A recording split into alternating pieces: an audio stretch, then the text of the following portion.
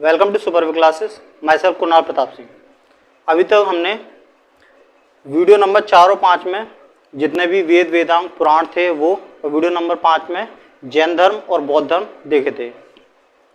अब इसके बाद में आते हैं हिस्ट्री के सबसे टफेस्ट और सबसे लेंदी प्रोसेस पर, जिसमें हमारे जितने भी राजा हैं, वंश हैं, उन सब के ऊपर क्वेश्चन आते हैं। और एक क्वेश्चन CHSL MTS में देखा जाता है, CGL में थोड़ा ये चीज़ें सनों पे आ जाती हैं, उसमें सन पूछता है, ठीक। और MTS CHSL में थोड़े क्वेश्चन ये आ जाते हैं, जैसे कि किसी भी वंश को ले लेता है और बोलता है कि कुषाण वंश का पहला राजा कौन था, ठीक, या गुप्त काल का अंतिम राजा कौन था, या निम्न में से कौन सा मुगल वंश नहीं है, ठीक है। तो इस तरह से पूछ लेता है और इनके पर्सनल सवाल ही पूछ लेता है, जैसे कि कुतुब मीनार किसने बनवाई थी। सबने अपने अपने काम किए, सभी कुछ ना कुछ विशेषता है। वो हम नेक्स्ट वीडियो में, अभी कुछ वीडियो बनेंगी जो इस सारी चीज़ों को क्लियर कराएगी। पर उनको करने से पहले हम सारे वंश, सबसे पहले जो हर्यक वंश था बिहार में है, बिहार से चालू होता है, वहाँ से लेके और जो हमारा देश आज़ाद हुआ था वहाँ तक सारी सीरीज जितने भी वंश थे, जितने भी राजा थे, वो सारे मैंने एक क्रम से लगा दिए यहाँ पर, ठीक। ये मोस्टली बहुत कम बुकों में ऐसा देखने को मिलेगा जो इस तरह से हर बुकों में थोड़े थोड़े मैन में उठा लेते हैं। किसी में सतवाहन उठा लिया, ठीक, ये गिने चुने दे दिए, उसके बाद में तुगलक, ये गुलाम वंश ले लेते हैं थोड़ा सा, ठीक है, मुगल वंश ले लेते हैं, बीच बीच में कुछ थोड़ा बहुत दे देते हैं। मैंने सबका ही पूरा एकदम कॉन्साइज कर दिया है। क्रम से करने में ये फायदा है कि अभी हम क्या समझते हैं, जब मुगल वंश है तो उसमें बाबर, हुमायूं, अकबर, जहांगीर, शाहजहां, औरंगजेब, ये क्रम पढ़ते हैं, जबकि ये क्रम नहीं है। बीच में शेरशाह सूरी जो बिहार का था, अफगानी मूल का था, पर जो बिहार का था उसने एंट्री कर ली थी, हुमायूं को हरा दिया था, ठीक है। फिर वो अपने जो भाई थे कामरान, अस्करी, जिंदान वगैरह, उसके पास चला गया था हुमायूं। फिर उसका बेटा बड़ा हुआ अकबर, वहाँ वो मर गया था हुमायूं, ठीक है। अपनी अलग स्टोरी है, वो जब इसका आएगा तो प्रॉपर डिटेल में बात करेंगे फुल, ठीक है। अकबर ने फिर शेरशाह इसको हराया, अफगान वंश को, और फिर दोबारा से अपना मुगल वंश कायम किया, और फिर ये आगे औरंगजेब तक चला। फिर उसके बाद में मराठा आए, पेशवा वगैरह, बाजीराव, ठीक, शिवाजी वगैरह। बाद में फिर ये बंगाल के गवर्नर वगैरह, अंग्रेज आए, जो ईस्ट इंडिया कंपनी वगैरह थी। तो शुरू से हम पढ़ते हैं। अच्छा, अगर मैं ऐसे ये पढ़ाने लगूँ तो कोई भी इसको नहीं पढ़ेगा, क्योंकि ये चीज़ें ऐसे याद ही नहीं होती। मुझे खुद में शुरू में जब मैंने तैयारी की थी तो ये पहली नज़र में जब मैंने शुरुआत की थी इस चीज़ को मैंने स्किप कर दी थी।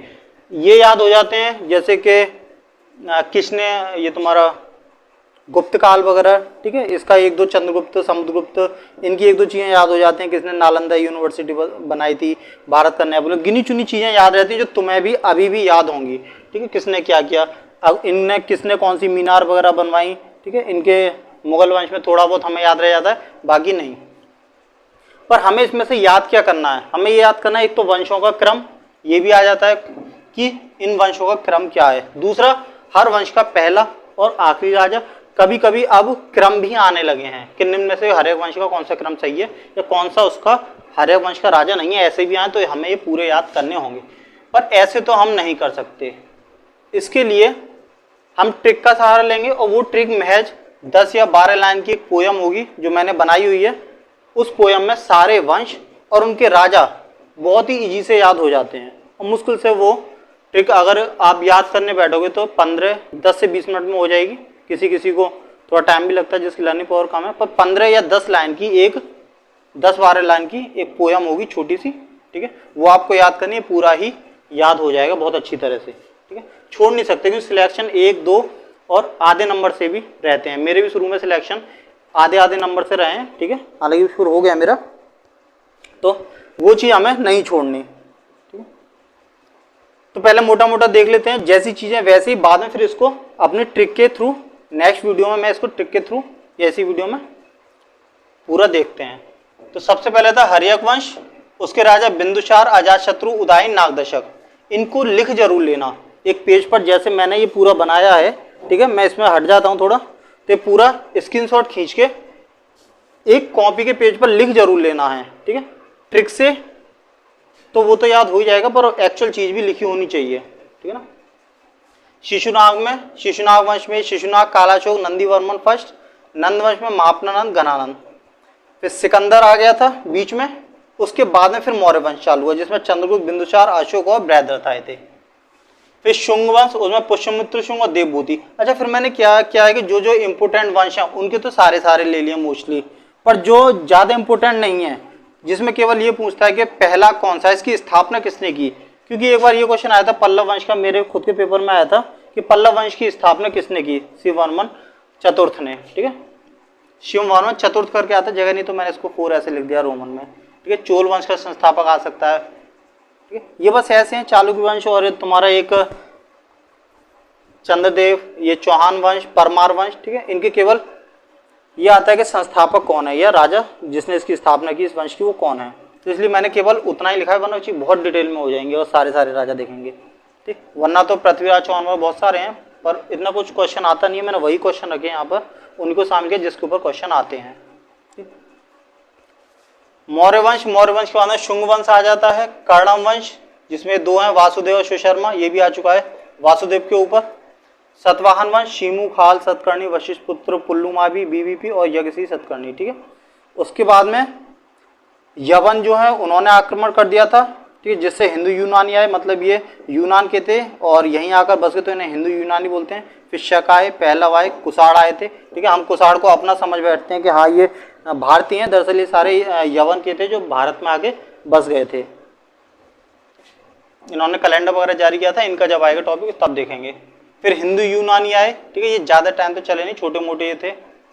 शक वंश आया था, पहलव वंश, फिर कुषाण वंश, संगम युग, गुप्त काल, और फिर गुप्त का काफी इंपोर्टेंट है क्योंकि उसके लगभग हर राजा से घटोत्कच नहीं आता उतना और रामगुप्त नहीं आता। ठीक, और विष्णुगुप्त इसलिए आ जाता है क्योंकि ये अंतिम है गुप्त काल का, वरना गुप्त काल का पहला आता है कि स्थापना किसने की, अंतिम भी आता है, ये दोनों इंपोर्टेंट हो गए। उसके बाद में चंद्रगुप्त फर्स्ट, समुद्रगुप्त, भारत का नेपोलियन करके आ जाता है। ठीक, स्कंदगुप्त वगैरह इसके ऊपर क्वेश्चन आते हैं वगैरह, ये इतने इंपॉर्टेंट नहीं है, पर क्योंकि मुझे पूरी हिस्ट्री एक सीरीज में लिखनी थी, एक बार को पता तो होना चाहिए कि हाँ हिस्ट्री में कौन किसके बाद में आया, तो उस चीज के लिए मैंने इन सबको लिखा है, वरना ये इतने इंपॉर्टेंट नहीं है। वकाटा, हूर, वर्धन, ठीक है, पांडे आएगा तो बस यही आएगा कि इनकी स्थापना किसने की। चोल वंश आ चुका है एक बार, विजय चोल काफी पहले आया था, शायद 2019 के पेपर में देखा था ये, बहुत पहले। पल्लव वंश, फिर राष्ट्रकूट वंश, ठीक है, चालुक्य वंश, चालुक्य के 2 थे, एक कल्याणी वंश आता है, एक बादामी, इसका जिक्र देखेंगे बाद में। होयसल वंश, ये भी इंपोर्टेंट नहीं है। यादव वंश, गंग वंश, ये वाली लाइन उतनी इंपोर्टेंट नहीं है, केवल स्थापना के उससे है, तो हम इनको ट्रिक में भी उतना इन्वॉल्व नहीं करेंगे। ठीक है, इनका ना राजधानी ज्यादा आती है कि दंती दुर्ग की राजधानी क्या थी, चोल वंश की राजधानी क्या थी, तो हमें राजधानी भी देखनी है, न केवल शुरुआत का राजा, अंतिम राजा भी, और उसके बाद में इनकी राजधानी के सतवाहन वंश की राजधानी कहाँ थी, राजधानी से क्वेश्चन काफी अब आ रहे हैं। पाल वंश का गोपाल, ये भी क्वेश्चन आ चुका है। सैन वंश, मुझे ये तो इतने नहीं आए। फिर गैरवाल, चौहान वंश का आ चुका है, ठीक है। परमार, चंदेल वंश, सोलंकी वंश, फिर यहाँ अरबों ने आक्रमण कर दिए थे जिसमें मोहम्मद कासिम आया था। फिर उसके बाद में महमूद गजनबी आया था जिसने आक्रमण किया था सोमनाथ के मंदिर वगैरह पर। फिर मोहम्मद गौरी आया था जिसने पृथ्वीराज से युद्ध किया था। उसके बाद में फिर गुलाम वंश, ठीक। अच्छा, ये गुलाम वंश जो थे ये गुलाम थे और ये गुलाम थे मोहम्मद गौरी के, ठीक है। तो फिर मोहम्मद गौरी के जो गुलाम थे तो कुतुबुद्दीन ऐबक सबसे बढ़िया वो रक्षक था, गुलाम था। तो कुतुबुद्दीन ऐबक की बाद में राजा बन गया, फिर उसका गुलाम इल्तुतमिश, फिर उसकी बेटी रजिया सुल्तान, ठीक है। ऐसे ही आगे बढ़ता चला गया। फिर ये खिलजी वंश आ गया था जिसमें अलाउद्दीन, जलालुद्दीन खिलजी, अलाउद्दीन खिलजी, ठीक है। काफ़ी इंटरेस्टिंग स्टोरी है इन लोगों की। ये अलाउद्दीन खिलजी वही आदमी है जिसने अपने चाचा जिसने इसको बढ़ाया उसी चाचा को मार दिया और बाद में अपने चाचा की बेटी यानी कि अपनी बहन से इसने शादी कर ली थी अलाउद्दीन खिलजी ने, ठीक है। कुतुब मुबारक खिलजी आया। फिर तुगलक वंश भी इंपॉर्टेंट है, ये गयासुद्दीन तुगलक, मोहम्मद बिन तुगलक, ठीक, फिरोज शाह तुगलक, नसरुद्दीन, इन्होंने छोटे मोटे काम किए हैं। जैसे अभी के जो 2023 में पेपर आए हैं तो उसमें इन्हीं में से एक क्वेश्चन आया था तुगलक वंश में से, ठीक। शायद नसरुद्दीन के ऊपर आया था कि सबसे कंजूस वगैरह टाइप का, इस तरह से। और ये मोहम्मद बिन तुगलक का भी एक आया था कि विरोधाभास का मिश्रण कौन है। अगर आप बैक पेपर देते होंगे तो उसमें देखोगे एक क्वेश्चन आएगा कि निम्न में से कौन सा विरोधाभास का मिश्रण है, तो मोहम्मद बिन तुगलक। ये बिना किसी के राय मशवरा लिए अपने चला दिया करता था और बाद में उसका भुक्तभोगी बनता था, प्रजा से बहुत दुखी रहती थी, तो इसको विरोधाभासों का मिश्रण बोलते हैं। इसके ऊपर अभी जो 2023 में पेपर हो रहे हैं MTS के क्वेश्चन आया था, ठीक है। नसरुद्दीन का वो आया था, काफ़ी कंजूस था ये। स्टोरी जब आएंगी तो प्रॉपर इनका डिस्कस करेंगे ही डिटेल में। फिर सैयद वंश, खिजर खां मुबारक, अलाउद्दीन आलम शाह। फिर लोधी वंश आ जाता है, जिसमें बहलोल लोधी, सिकंदर लोधी, इब्राहिम लोधी। फिर बहमनी वंश, हसन गंगू। बस इतना ही इंपॉर्टेंट है इसका, बाकी और इसका कुछ नहीं आता, ठीक है, अभी तो उतना आया भी नहीं है। मुगल वंश काफ़ी इंपॉर्टेंट है। मुगल वंश में जो इन्होंने इमारतें बनवाई हैं उसके बारे में आता है कि क्योंकि शाहजहाँ ने भी बहुत सारी चीज़ें बनवाई हैं, और औरंगजेब ने भी बहुत सारी चीज़ें बनवाई हैं, जहांगीर ने भी, और कुछ किताबें भी इन्होंने लिखी हैं, जैसे बाबर ने बाबरनामा वगैरह किस भाषा में लिखी, बाद में फारसी, फिर अरबी रूपांतरण, इस तरह से, ठीक। हुमायूं, ठीक है। तो इनका पूरा डिटेल हमें अच्छे से पढ़ना है मुगल वंश का। ये मुगल वंश बीच में इसको धक्का लगा था जब ये अफगान का शेरशाह सूरी ने आके हुमायूं को हरा दिया था। बाद में हुमायूं के जो बेटा था अकबर, उसने वापस अफगानी वंश को हरा के और फिर दोबारा से सत्ता स्थापित कर ली थी, ठीक। काफ़ी डिटेल आता है इन लोगों का कि इनकी राजधानी कहाँ से कहाँ लेके आए। फिर उसके बाद में मराठा आए थे, शिवाजी वगैरह, शिवाजी, बाजीराव वगैरह, उनके भी ऊपर क्वेश्चन आ जाते हैं कि किसने अंग्रेज़ों से सहायक संधि स्वीकार की, ठीक है, किसको रंगून भेज दिया, इस तरह से कुछ क्वेश्चन बन जाते हैं। और थोड़ा उनके प्रशासन के बारे में भी कि पेशवा का पद जो है वो किस लिए है, प्रधानमंत्री को क्या बोलते थे वो लोग, इस तरह से, या सर्वोच्च पद कौन सा होता था। तो इस तरह के भी क्वेश्चन मराठा में देखने को मिल रहे हैं इनके पेपरों में, अब जो हो रहे हैं 2023 में। फिर आधुनिक भारत में एंटर करते हैं। आधुनिक भारत में कंपनी आ जाती है, ईस्ट इंडिया कंपनी, फ्रांसीसी कंपनी भी है, ठीक है। फ्रांसीसी कंपनी का उतना इंपॉर्टेंट रूल नहीं है, वो डुप्ले के ऊपर थोड़ा बहुत जो गवर्नर था, थोड़ा बहुत क्वेश्चन आ जाते हैं। बाकी ईस्ट इंडिया कंपनी से अच्छे खासे क्वेश्चन बनते हैं क्योंकि इसी ने राज किया था। उसमें सबसे पहले वो बंगाल के गवर्नर होते हैं, बंगाल के, फिर वो जब पावर बढ़ जाती है फिर वो गवर्नर से गवर्नर जनरल बन जाते हैं। फिर गवर्नर जनरल जो होता है फिर वो पूरे भारत का बन जाता है। और फिर 1857 में क्रांति होती है तो वो मेन सत्ता ब्रिटेन के हाथ में चली जाती है और ये लोग वायसराय बन के रह जाते हैं। फिर जब भारत आज़ाद होता है तो फिर वापस से गवर्नर जनरल की पोस्ट आ जाती है, फिर भारत स्वतंत्र हो जाता है।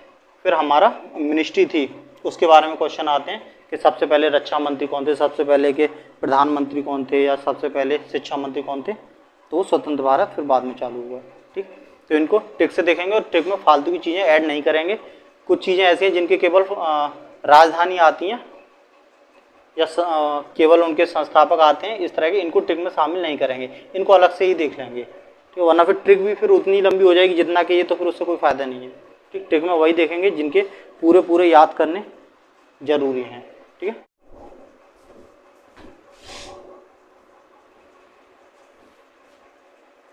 तो अब देखते हैं उस ट्रिक को जिसकी वजह से सारे राजवंश, उनका क्रम हमें याद हो जाता है, और वंशों में जितने भी राजा हैं उनका भी क्रम याद करना उतनी बड़ी बात नहीं है, पर उनका क्रम याद रखना वो बहुत बड़ी बात है। याद हो जाते हैं, आपस में मिक्सअप हो जाते हैं, इसलिए उनका क्रम वो ट्रिक से ही याद हो पाता है।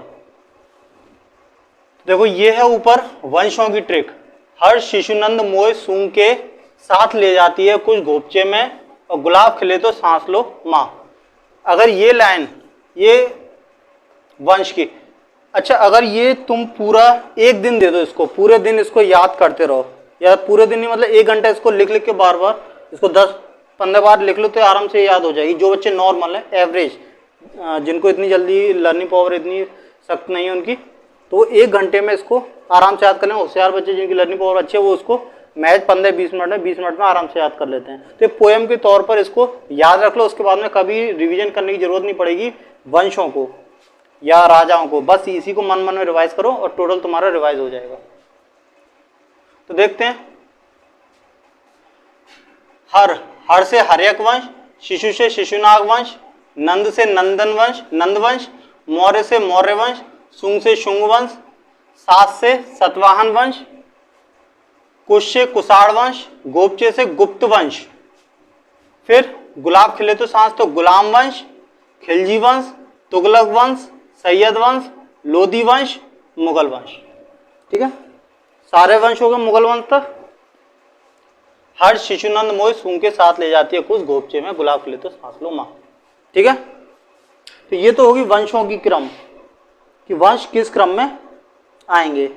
अब वंशों के अंदर जो राजा हैं, उन राजाओं के, सभी राजाओं के नाम और उन राजाओं के भी क्रम, उसके लिए ये हैं।